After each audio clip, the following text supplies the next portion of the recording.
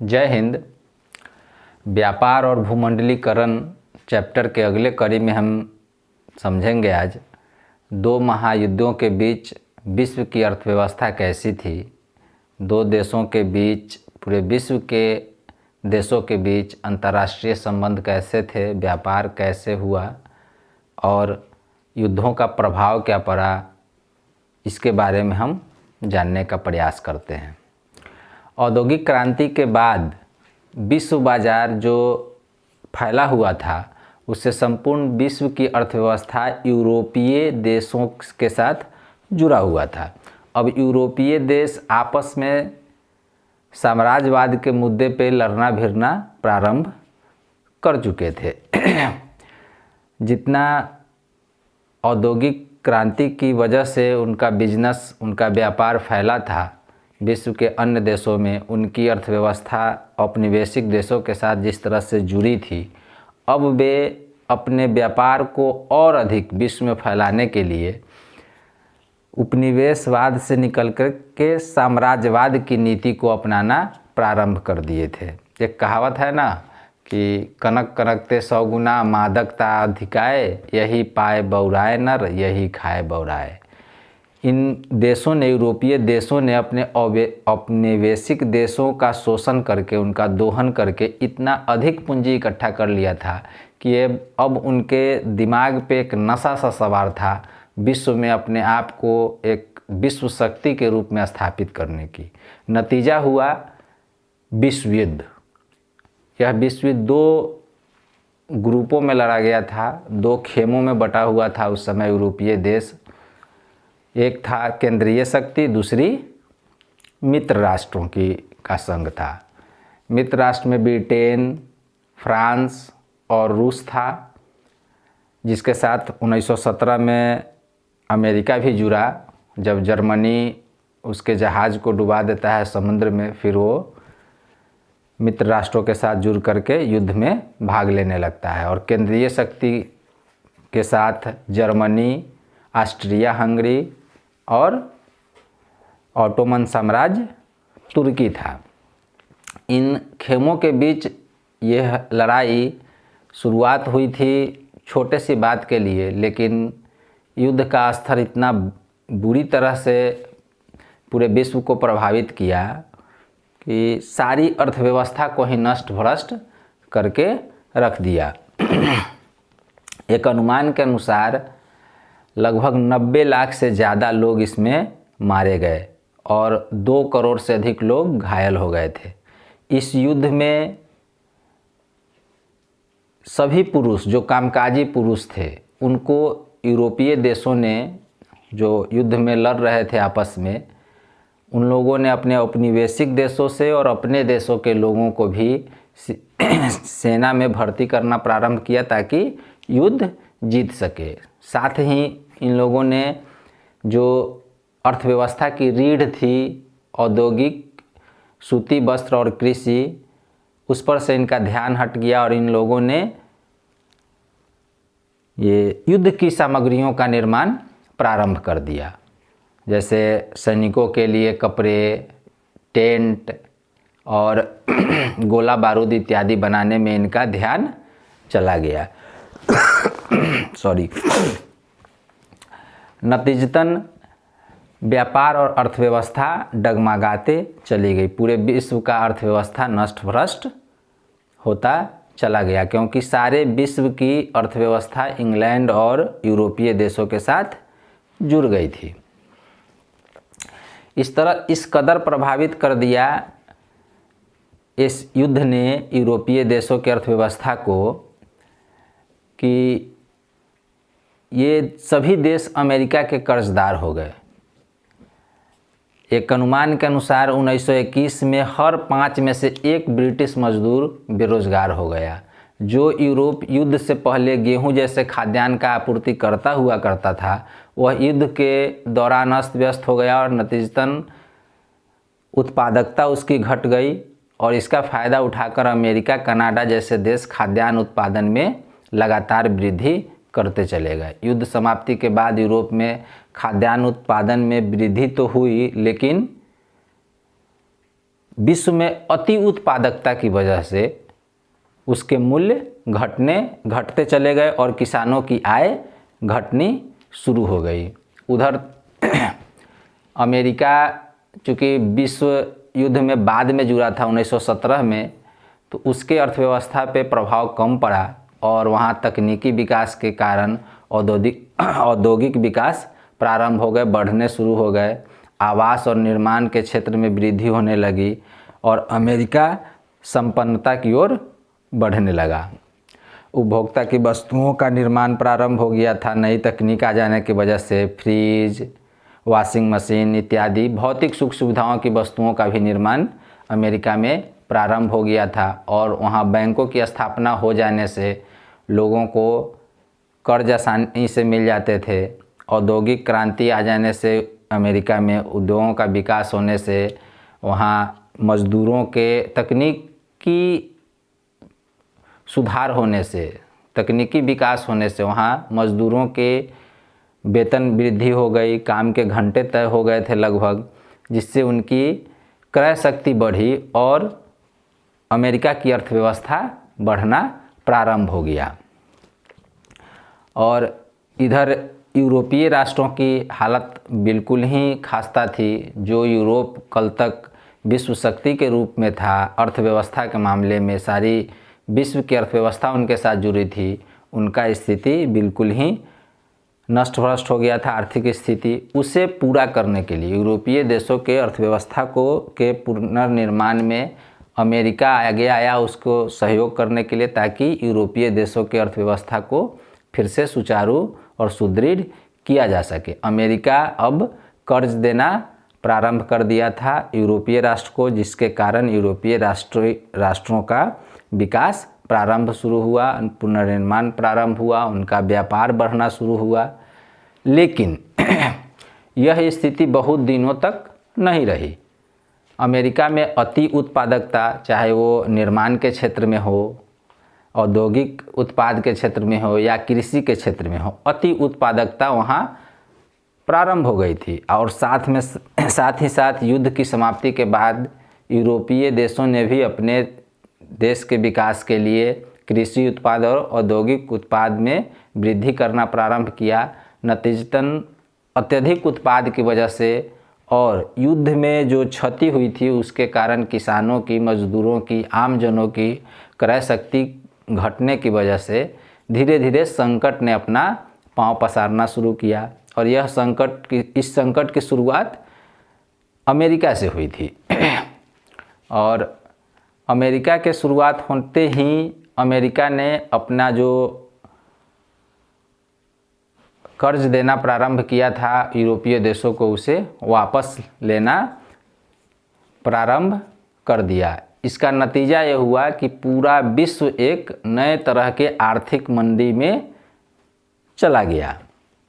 यह आर्थिक मंदी लगभग 1928-29 में शुरू होकर के 29 की मंदी इसे कहा जाता है जनरली, तो 29 में शुरू होकर के 33-34 तक 1930 के मध्य तक ये बरकरार रहा। अब आर्थिक मंदी को हम लोग समझते हैं 1929 के आर्थिक मंदी, 1929 की आर्थिक मंदी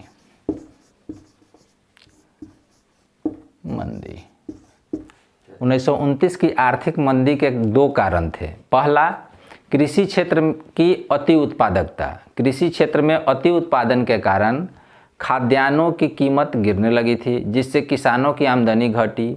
अपनी आमदनी को बढ़ाने के लिए किसानों ने यह सोचा कि खाद्यान्न का कीमत कम है तो हम कीमत बढ़ा सकते नहीं हैं, बाज़ार में मांग कम है, कीमत कम है, तो इसको हम पूरा करने के लिए अपने उत्पादकता को और अधिक बढ़ाते हैं, जिससे होगा क्या कि हम कम कीमत पे ही अधिक अनाज बेच करके और अपनी आमदनी को बढ़ा सकते हैं, अपने आय के स्तर को बरकरार रख सकते हैं। लेकिन ऐसा हुआ नहीं। उत्पादकता और बढ़ जाने से मूल्य और घट गए और अधिक घट गए मूल्य, जिसका नतीजा हुआ कि उनकी आमदनी बढ़ी नहीं, आय का स्तर गिरता चला गया और अधिक उत्पादन हो जाने से, अति उत्पादन हो जाने से गोदाम में पड़े पड़े अनाज सड़ने लगे। और इस स्थिति का आकलन करते हुए एक अर्थशास्त्री कॉडलिफ ने अपने पुस्तक द कॉमर्स ऑफ नेशंस में लिखा है कि 1929 के आर्थिक मंदी का प्रमुख कारण था कृषि उत्पादन की में अधिकता। विश्व के सभी भागों में कृषि उत्पादन में अधिकता और खाद्यान्नों के मूल्य की विकृति। ठीक है। दूसरा कारण था, पहला कारण हो गया, पहला कारण अति उत्पादकता, अति उत्पादकता। ठीक है। और दूसरा कारण था अमेरिकी पूंजी की वापसी।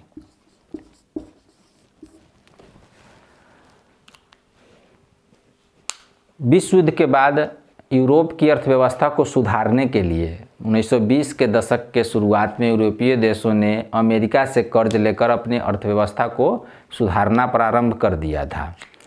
लेकिन जैसे ही अमेरिका में संकट दिखाई दिया, अमेरिका ने अपने कर्ज की वापसी ब्रिटेन से और अन्य यूरोपीय देशों से कर्ज की वापसी मांग करना शुरू कर दिया। नतीजा ये हुआ कि ऐसे भी ब्रिटेन का शासन 54 देशों पे होता था, उपनिवेश इसके 54 थे, अन्य यूरोपीय देशों के भी उपनिवेश थे और सभी औपनिवेशिक देशों की अर्थव्यवस्था ब्रिटेन और यूरोपीय देशों के साथ जुड़ा हुआ था।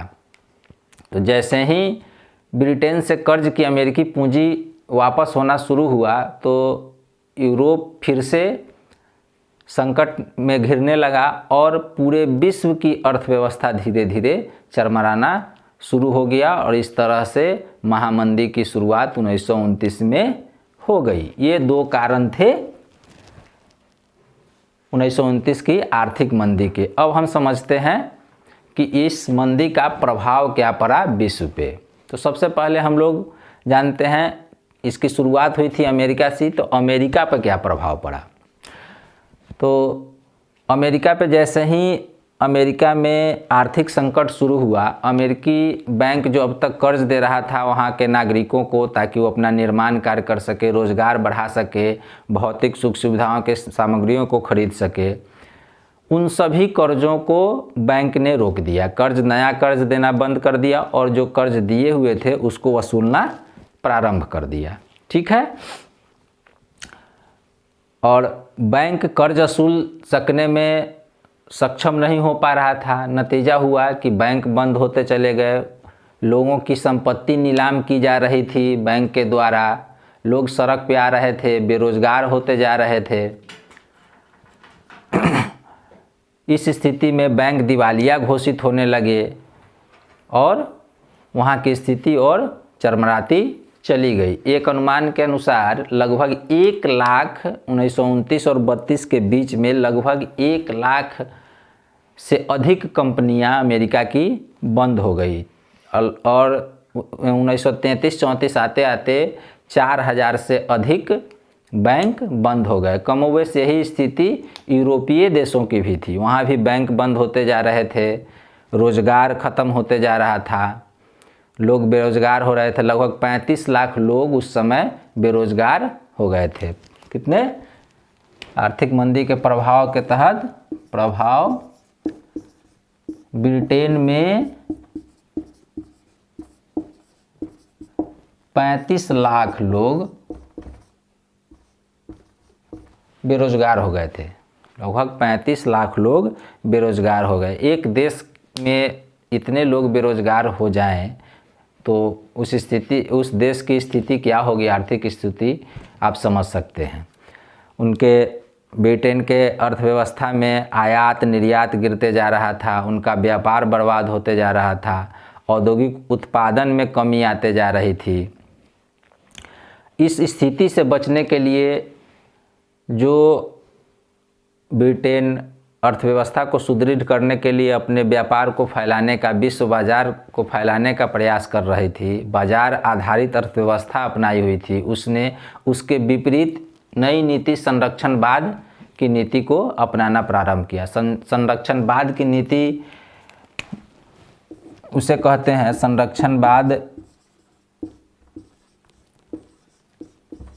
संरक्षणवाद के तहत होता क्या है कि कोई भी देश अपने देश के आयात निर्यात को कंट्रोल करता है, आयात बंद कर देता है, अपने देश के उत्पादन को अपने ही देश में खर्च करने का प्रावधान करना प्रारंभ कर दिया। इसे ही संरक्षणवाद कहते हैं। इसमें होता क्या है कि दूसरे देशों से आयात को रोक दिया जाता है या आयात शुल्क इतना बढ़ा दिया जाता है कि आयात स्वतः रुक जाए और निर्यात को रोक दिया जाता है। ऐसी स्थिति को हम लोग संरक्षणवाद कहते हैं। इस नीति को संरक्षणवाद कहते हैं। 1929 की आर्थिक मंदी का प्रभाव भारत पे ही पड़ा, चूँकि ब्रिटेन का उपनिवेश था भारत, तो यहाँ 1929 तक औद्योगिक क्रांति हो जाने के बाद भारत कच्चे माल का सबसे बड़ा निर्यातक और सूती वस्त्रों और तैयार मालों का सबसे बड़ा आयातक बन चुका था।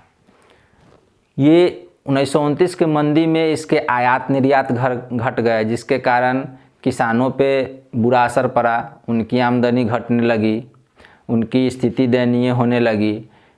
विश्व बाजार में खाद्यान्न की कीमत घटने से यहाँ जो गेहूं उत्पादन हो रहा था उसकी कीमत भी लगभग 50% तक घट गई। नकदी फसल जो आधार था यहाँ के अर्थव्यवस्था का, उसकी कीमत जैसे जूट, पटसन वगैरह, उसका भी कपास, जूट, पटसन इत्यादि का मूल्य घटकर लगभग 60% तक मूल्य घट गए।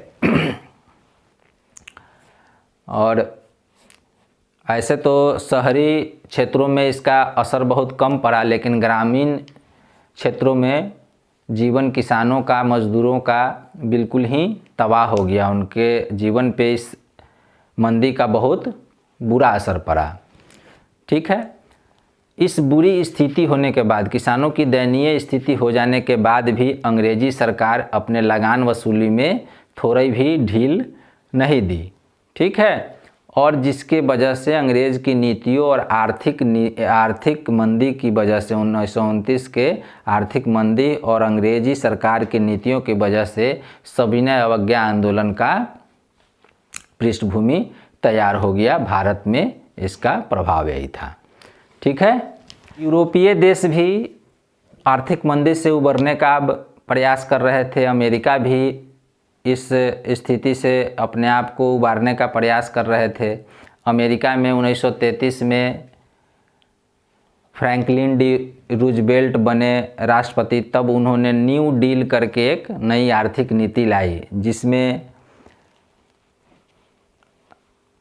बर्बाद हो चुके अर्थव्यवस्था को बचाने के लिए, लोगों के जीवन स्तर को सुधारने के लिए निर्माण कार्य में बढ़ोतरी की गई। रेलवे, सड़क निर्माण प्रारंभ किया जाने लगा, जिससे कि उन्हें वहाँ के लोगों को रोज़गार मिल सके। रोज़गार मिलेगा तो उनकी क्रय शक्ति बढ़ेगी, क्रय शक्ति बढ़ेगी तो उत्पादकता और व्यापार के विनिमय को संतुलित किया जा सकता था। इस तरह से नई आर्थिक नीति के तहत अमेरिकी अर्थव्यवस्था को सुधारने का प्रयास किया जाने लगा। ठीक है। और उसी समय रूस और जापान एक नई शक्ति के रूप में उभर कर आया था, क्योंकि 1917 में ही रूस अपने आप को विश्व युद्ध से अलग कर लिया था और लेनिन, उसके बाद स्टालिन के नेतृत्व में रूस का विकास किया जा रहा था। तो वो एक अर्थव्यवस्था के रूप में उभर कर सामने आया था। उसकी साम्यवादी अर्थव्यवस्था उत्तरोत्तर बढ़ रही थी, उसका लाभ उसे मिल रहा था। वो अपने साम्यवादी नीतियों को यूरोपीय देशों में फैलाने का प्रयास कर रहा था। उधर जापान अपने उग्र साम्राज्यवाद के पथ पर चल रहा था, जिसका शिकार चीन भी हुआ और भी एशियाई देश हुए। साथ ही जब यूरोपीय देश आपस में उलझे हुए थे, एक दूसरे को का मदद कर रहे थे, अपनी अर्थव्यवस्था को सुदृढ़ करने का प्रयास कर रहे थे। उसी समय जर्मनी में हिटलर और इटली में मुसोलिनी का उदय हो रहा था। हिटलर के नेतृत्व में नाजीवादी व्यवस्था पैर पसार रहा था और मुसोलिनी के नेतृत्व में फांसीवादी व्यवस्था, और एक नए तरह के राजनीतिक, आर्थिक और सामाजिक परिवेश उत्पन्न हो रहा था, जो फिर से सभी देशों में, सभी यूरोपीय देशों में एक टक्कर की स्थिति उत्पन्न कर दी। लोगों के स्वार्थ आपस में टकराने लगे और हिटलर और मुसोलिनी की वजह से पूरा यूरोप सहित संपूर्ण विश्व फिर से महायुद्ध में चला गया। और इस महायुद्ध ने प्रथम महायुद्ध के तुलना में और अधिक बुरी स्थिति कर दी पूरे विश्व की। अर्थव्यवस्था के आधार पे, राजनीतिक के आधार पे, सामाजिक के आधार पे, अंतर्राष्ट्रीय संबंधों के आधार पे पूरी तरह से तबाह और बर्बाद करके रख दिया गया। लगभग 6 करोड़ लोग इस युद्ध के में अप्रत्यक्ष या प्रत्यक्ष रूप से मारे गए। अब तक जो युद्ध होते थे उसमें सेनाएं लड़ती थी, सेनाएं मरती थी, लेकिन इस युद्ध में इस तरह के हथियारों का प्रयोग किया गया, इतनी गोला बारूद का प्रयोग किया गया, बमबारी किया गया, परमाणु बम तक का प्रयोग किया गया, जिसमें जो लोग युद्ध में भाग नहीं ले रहे थे वे लोग भी इसमें मरे हैं। लगभग 6 करोड़ लोग और उससे भी ज़्यादा लोग घायल हुए। इस तरह से इस युद्ध ने पूरी तरह से विश्व की अर्थव्यवस्था को तबाह और बर्बाद करके रख दिया। जब तक विश्व के देश, यूरोपीय देश होश में आते तब तक इसने पूरी तरह से अर्थव्यवस्था को, विश्व के संबंधों को, विश्व बाजार को पूरी तरह से बर्बाद करके रख दिया। जब बर्बाद हो गया तो पुनर्निर्माण भी शुरू होगा। जब भी कोई देश, कोई घर ही बर्बाद होता है तो उसके निर्माण के बारे में भी सोचा जाने लगता है, और विश्व के महान देशों के महान नेताओं ने इस पर सोचना प्रारंभ किया। जब अब पछताए होत क्या, जब चिड़िया चुग गई खेत। जब चिड़िया चुग गई खेत तब जाके इन लोगों को होश आया कि चिड़िया को भगाएं और अपने खेत को बचाएं। तो देश को, अपने देशों के साथ साथ पूरे विश्व की अर्थव्यवस्था को बचाने का प्रयास पुनः प्रारंभ हुआ। अमेरिका के नेतृत्व में, रूस के नेतृत्व में। सर्वप्रथम 1944 में अमेरिका के न्यू हैम्पशायर शहर के ब्रेटन वुड्स स्थान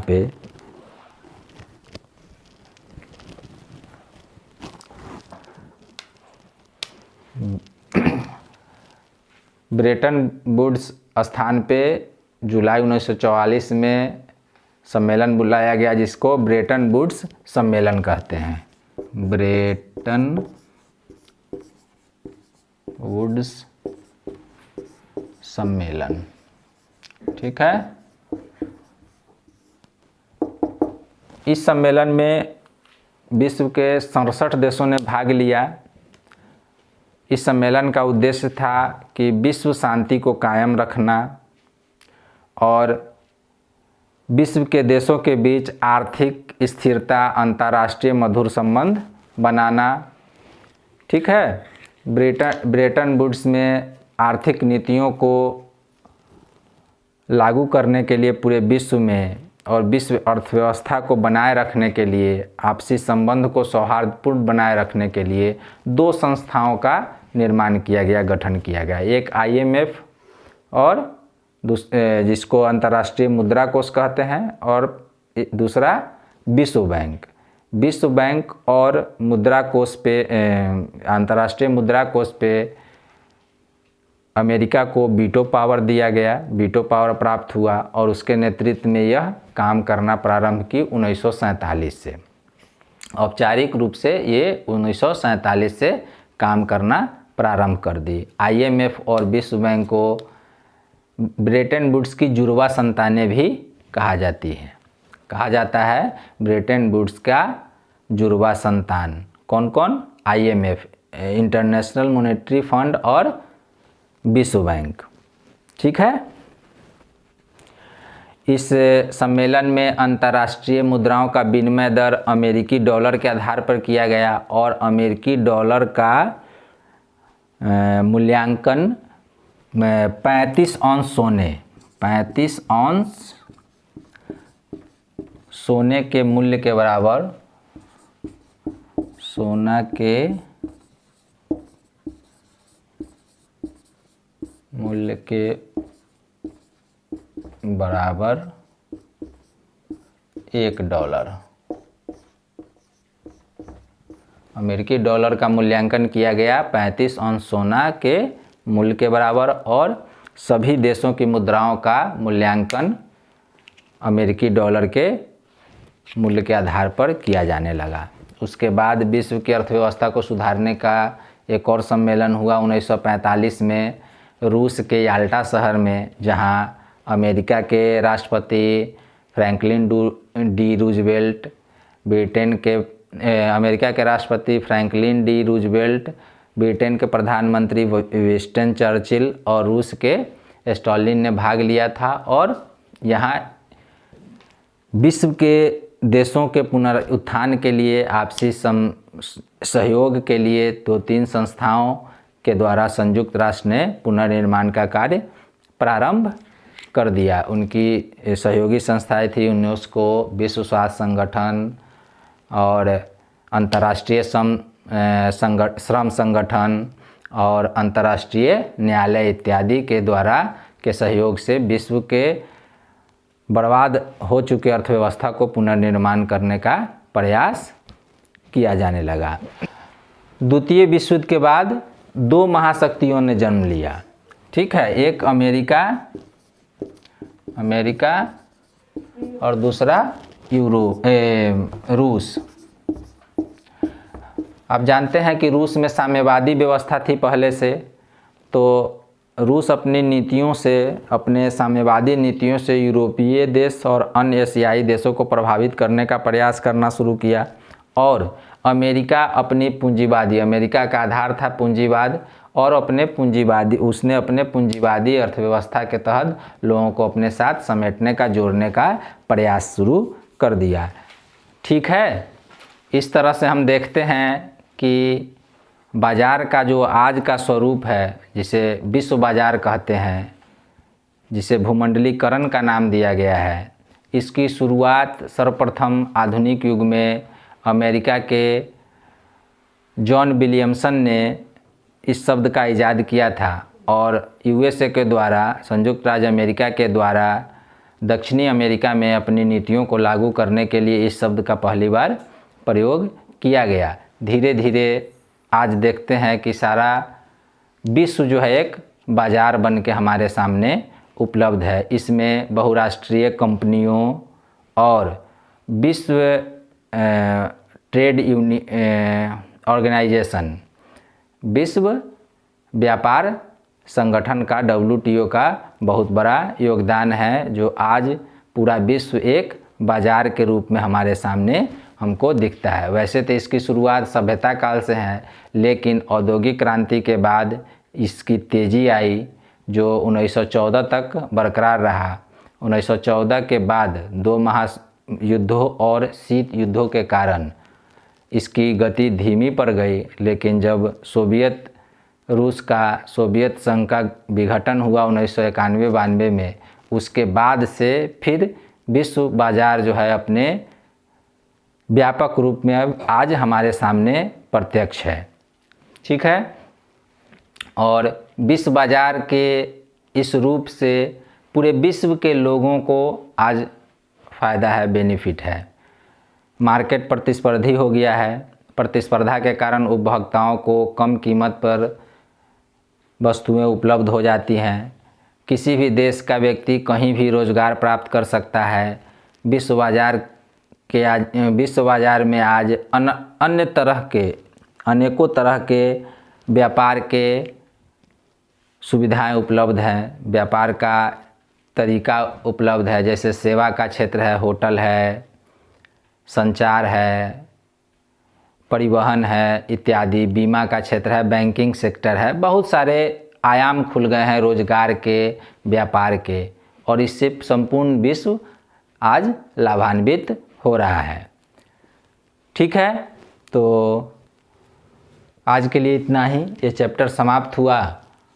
आप वीडियो देखें, समझें, और जहाँ कहीं भी आपको कोई डाउट है तो उसके लिए आप कमेंट में कमेंट करें, कमेंट बॉक्स में। मैं आपके डाउट को क्लियर करने का प्रयास करूँगा। अगले वीडियो में जितने भी आपके डाउट्स आएंगे, आपके जो भी सुझाव आएंगे, जो भी कमेंट्स आएंगे, उस पर मैं एक नया वीडियो बना दूँगा, ताकि आपको इस चैप्टर से जो भी डाउट हो वो क्लियर हो जाए। ठीक है, जय हिंद।